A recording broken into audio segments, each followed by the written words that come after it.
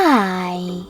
In front of me is CROSSCALL Core M5, and today I would like to show you how you can select and delete multiple photos at once.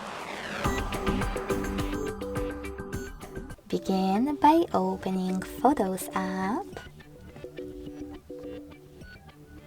and holding one of your pictures that you wish to get rid of.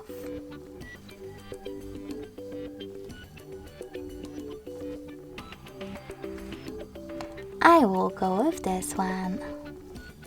Now, to select multiple ones right away, click on those type of dots at the top right corners.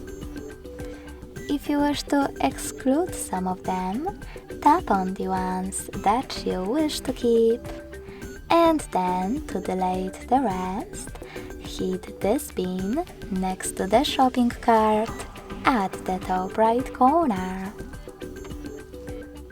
Then click on Got It